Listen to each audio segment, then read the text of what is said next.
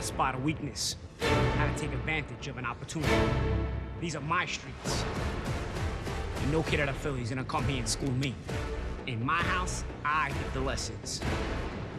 I am Paulie Malignaggi. Watch me hand Danny Garcia his first loss. Saturday night on primetime, ESPN. Yeah, Danny Garcia undefeated, and joining us now is the Magic Man himself, Paul Malignaggi, complete with the sunglasses, which I love the look. He said he had to keep them on because he's been wearing them all day and he doesn't want that red spot on his nose from the sunglasses. That's just, and we respect that. Paulie, Chris and I think that working in television is the easiest, best job in the world. You went from boxing to calling fights ringside, and you left this cush gig to get back in the ring. Why? Well, I didn't leave it. I'm still doing the television stuff, but you're getting hit again.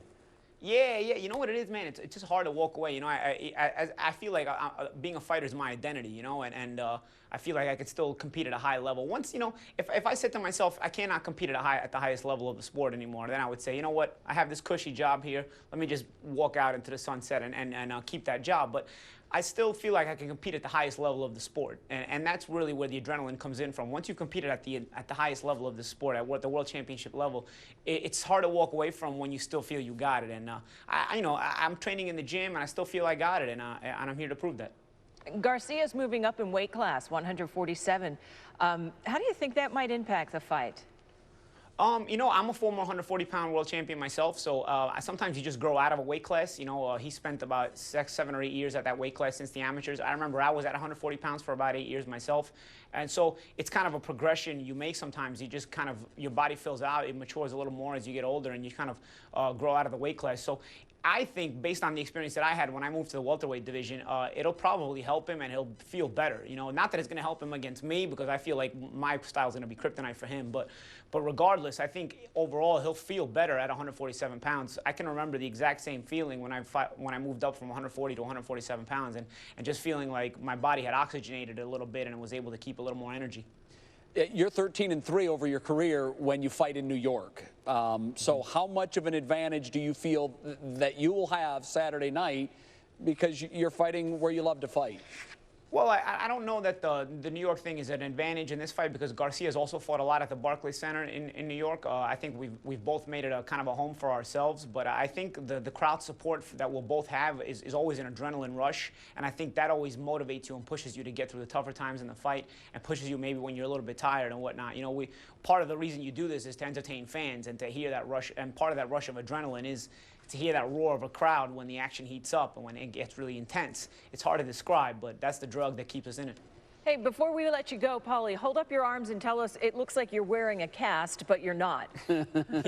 Yeah, I got some weights on my wrists. It's just a custom I have had since I'm an amateur. I wear wrist weights on my arms for the whole fight week, and that's just to get used to a little bit of weight on my arms. And that way, when I put the gloves on at the end of the week to fight, my hands will feel a little bit lighter, and I'll feel like I'll have more control of them. All right. Makes sense. Sure does. Give us a good one Saturday night. We'll be watching on ESPN.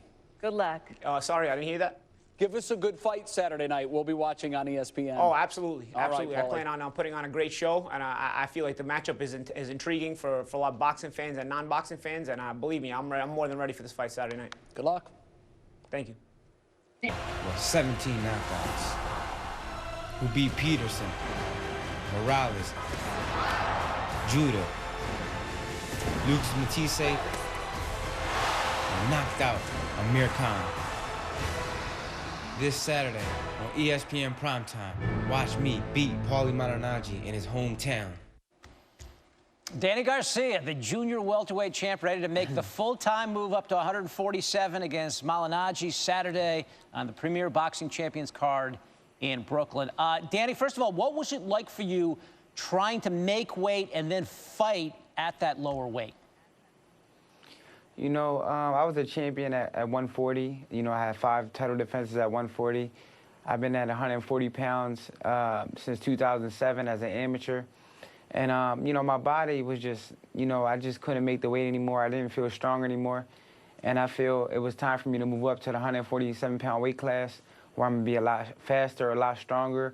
And the people will see that Saturday night. How is this change at getting a little extra weight? How is it? Do you think it's going to help you in the ring on Saturday? Yeah, I know it's going to help me for sure. I'm going to be a lot stronger.